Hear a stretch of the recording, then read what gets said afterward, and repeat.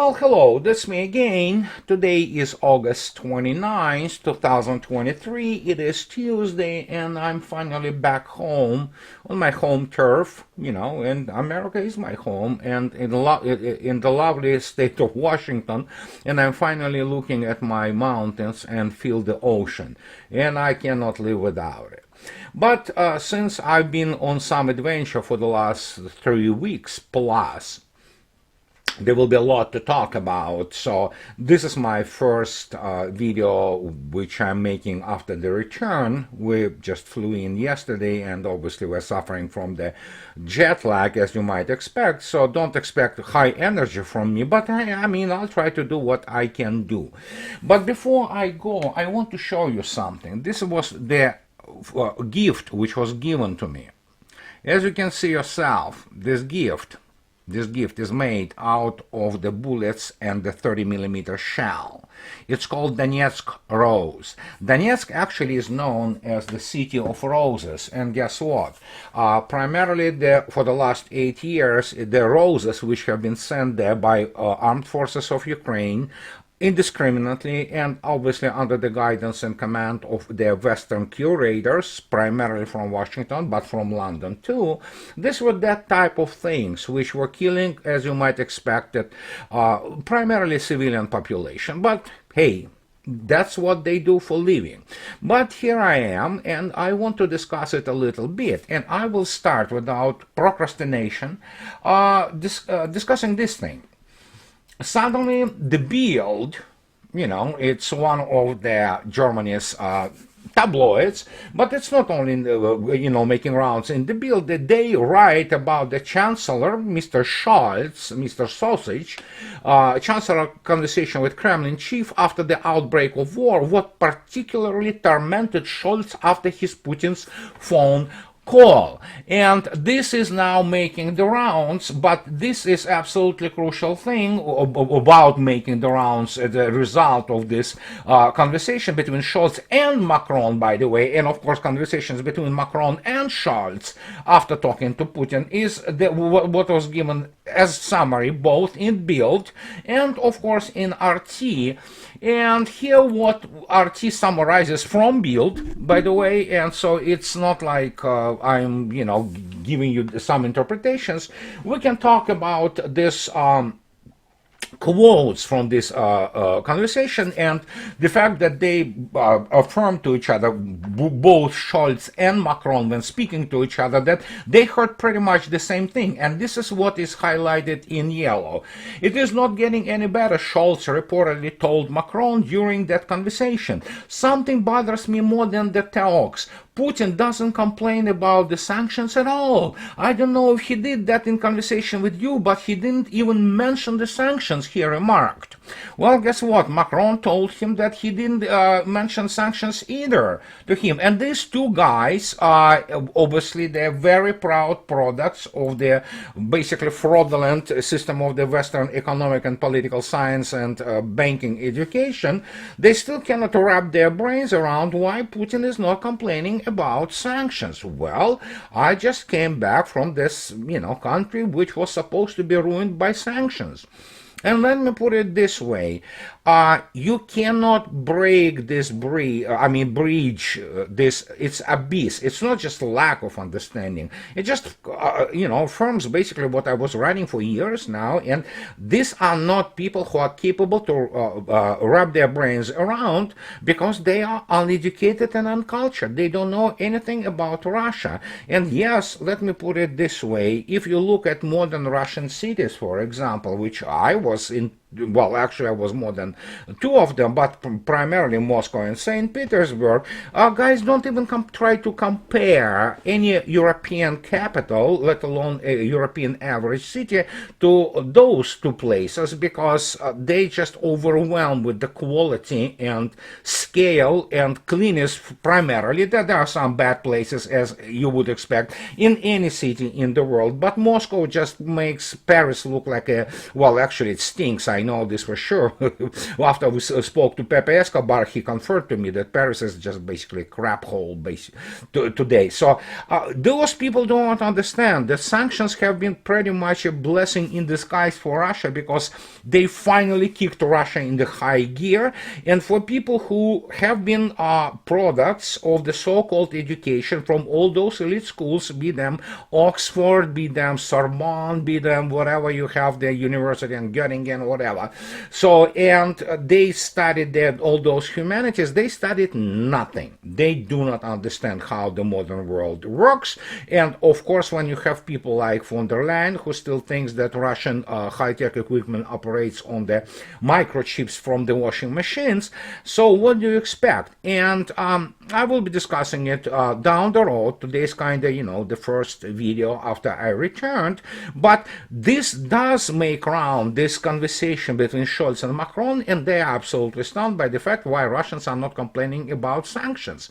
And I can tell you, because Russia doing economically extremely well. No, this doesn't mean that everything, just absolutely rosy and peachy there. Of course, as any country, Russia has her own problems. Russia has her own issues she has to deal with. But economically, it's economic superpower. How to explain it to Mr. Scholz, who never, worked a day in a real job, same as Macron, who doesn't know anything but finances and, operates on the on behalf of Rothschild family. So it's useless. You cannot explain it. You cannot explain pretty much any graduate of the Ivy League humanities departments. What are we talking about? They have no reference point. They have no systemic education for that. They don't have tools. As I love to use this term toolkit. And so after I'm back from Russia, and again, my relatives live in there, I have a bunch of friends and, and colleagues, and if you wish.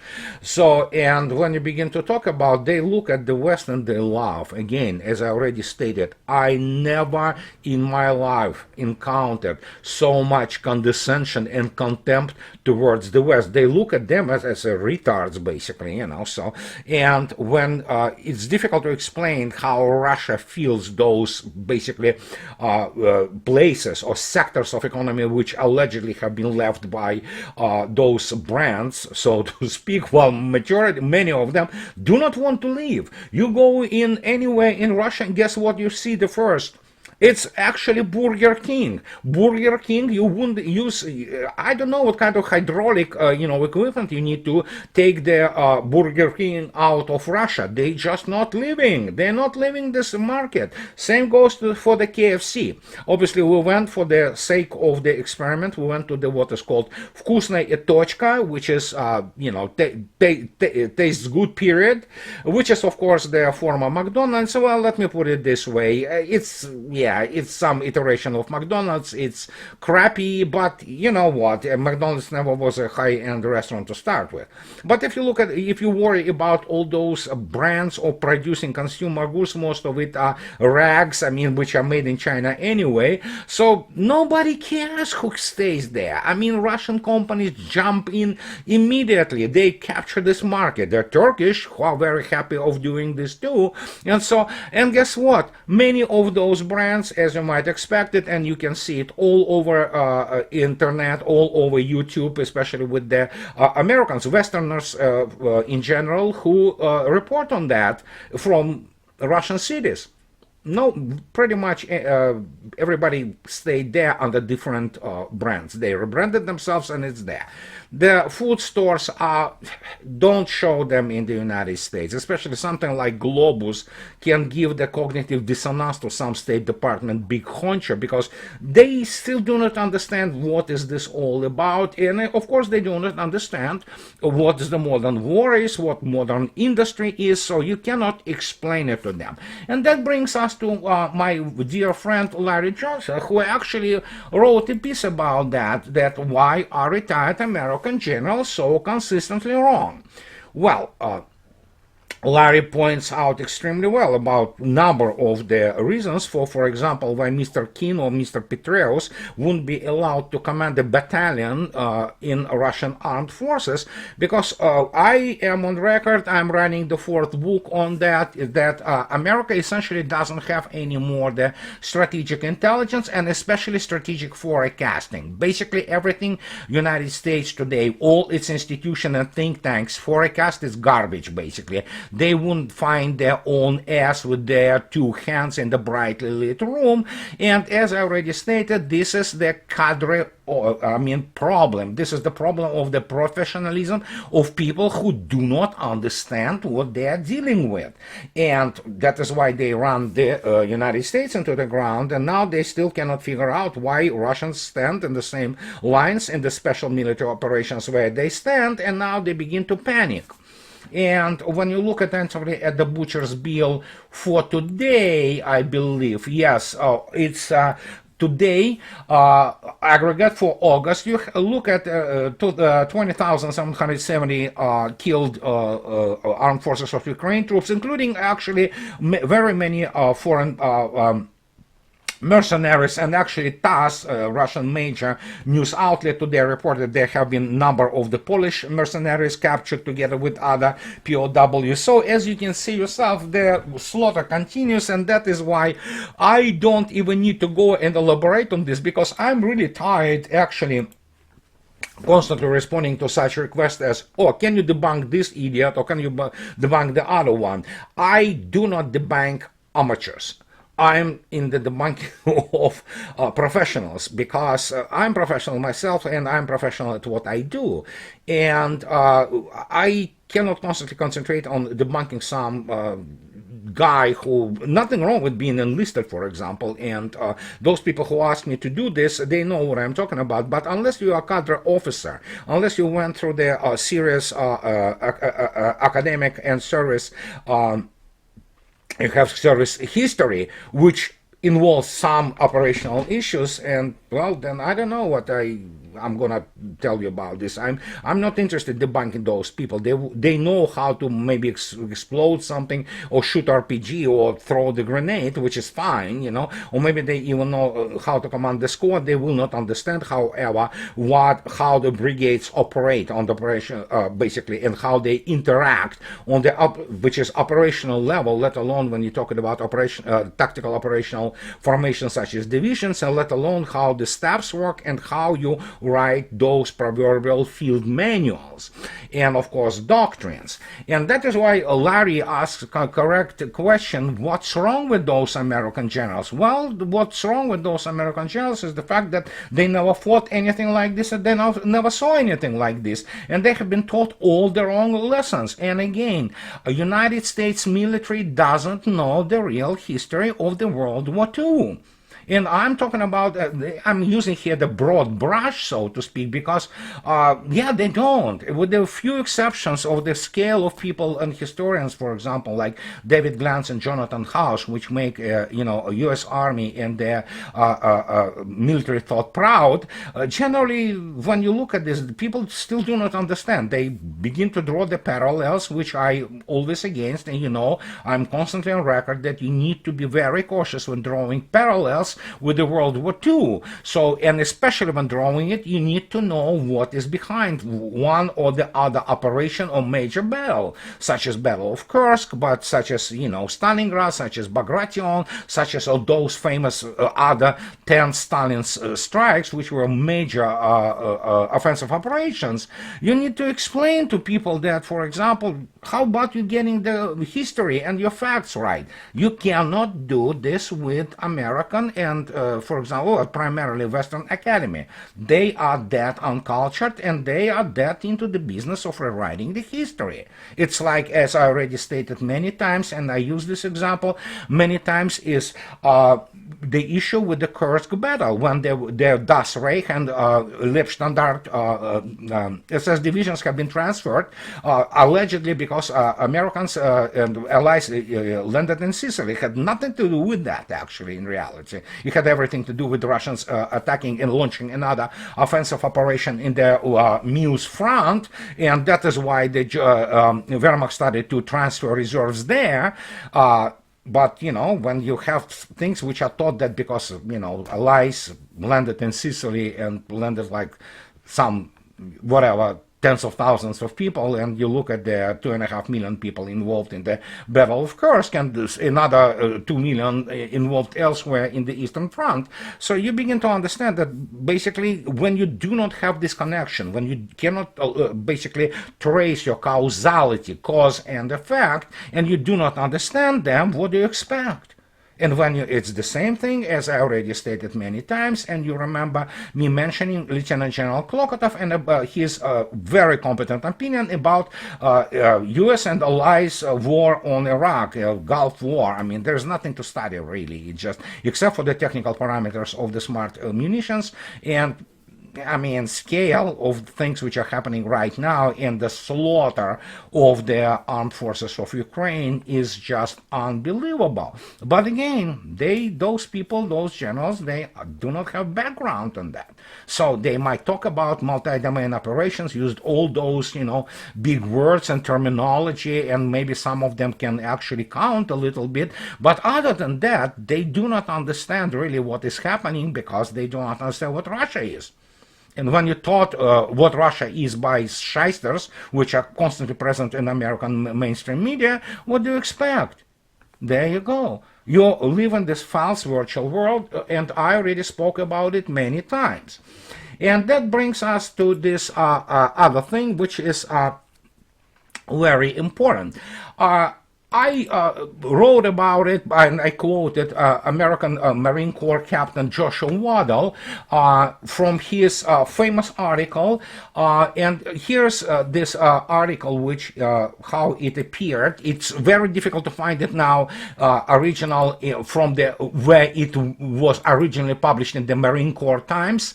But here it is. It's in Real Clear Defense. They write about it, and they also they reprinted it. But if you click on the read full article link, it will get you nowhere. It will get you to the U.S. Marine Corps website and their publications. But this article has been removed in 2018. But it came out in 2017, and the article name was "Innovation and Other Things That Brief Well," where Waddell, together with many other people, basically destroys the whole concept of the warfare as it is was developed by the U.S. military. And here it is.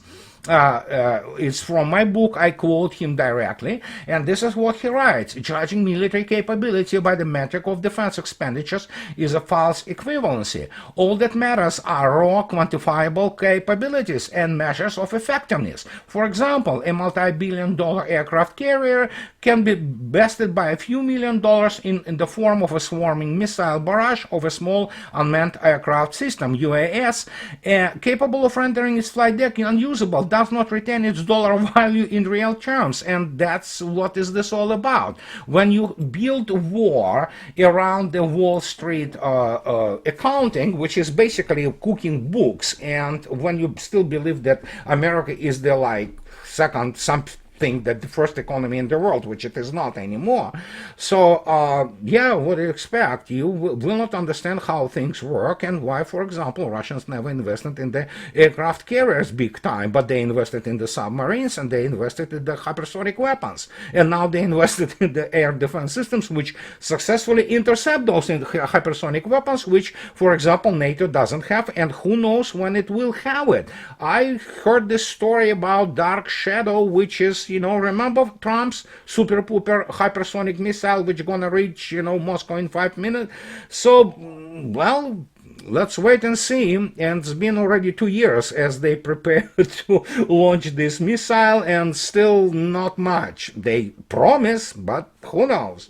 But the point is, it's too late anyway, because now, and especially after my visit to Russia, I know that I have a clearer picture. I knew it anyway, but I have it in a clear way, and especially operational and strategic way, that yeah, United States and NATO basically they lag by not just years, generation or two, not only in terms of weapon systems but operationally. They are really stuck in the 80s while Russia prosecutes the 21st century war. And I wrote a number of things about the especially recon strike or recon fire complexes, how Russians employ them. And if you go and watch their combat approved today at the Zvezda, as you might understand, they basically block the Zvezda and Russian broadcast on the military topics pretty much on YouTube non-stop. However, you can still find it.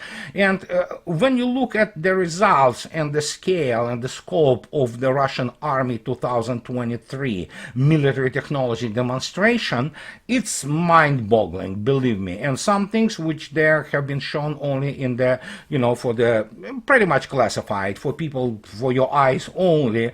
We know that actually the number of the weapon systems are already in the serial production, and some of them are such that I don't know even how to explain it. Again, just to give you a hint, S-500 already intercepted successfully number of the hypersonic targets. I mean real hypersonic targets, not Ukrainian ones. They don't have it per se. Of course, if you look at the Tochka U, it's kind of on the burnout phase because it's ballistic tactical missile. It reaches somewhat like Mach 5.1 or something like that. So it's, formally hypersonic, but point is Russian air defense complexes are designed to intercept anything which gonna fly to Russia, and not, of course, like good old Tochka U from the 1960s, actually.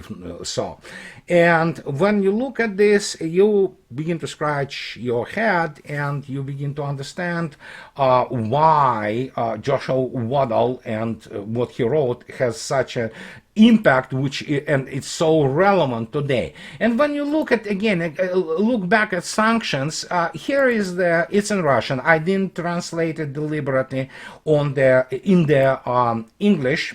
I have this capability now, my browser. But look at this. The reason I didn't do it because English translation doesn't have the import zamещенный, which is import substituted airplane. They use simply imported airplane. But here is in Russian, the SJ Sukhoi Jet 100, which is completely Russian, already flew for the first time. It's all Russian, from avionics, APU, every system. 40 systems have been substituted in it. Of course, there will be already PD-8 engines, and that's the fully Russian aircraft. And guess what? MS-21 is the same, and they are already being in the pre-production. This one is conducting the tests, but MS-21 is already in pre-production. So basically, Russia is becoming completely independent of the West. Well, it's already became really, or in commercial airspace, as I already stated, Army 2023. If you go to that exhibition website and look it up on YouTube, mind-boggling, especially in terms of this proverbial C4 ISR complex. And of course, some issues of the ISR, intelligence, surveillance, and recon, we will never know. They are totally classified, but judging by the scale of the slaughter of the so-called counteroffensive, it's not counteroffensive. It never was counteroffensive. What happened? Ukraine was forced to throw corpse after the corpses in tens of thousands, and impaling them at Russian defenses.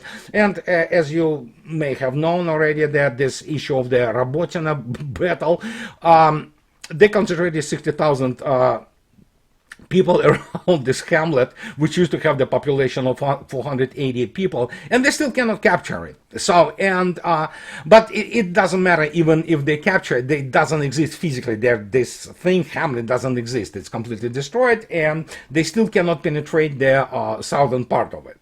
So when you look at this, How to explain it to you? Well, looking, as I already stated, at the on a metaphysical level, we're looking something on the which comes once every 500 to 1000 years, and it exposes the basically fraud and corruption on such a scale. And in this particular case, we're talking about the combined West, that yeah, it kind of begins to drive the historical change of unprecedented scale, and this is what we are witnessing right now.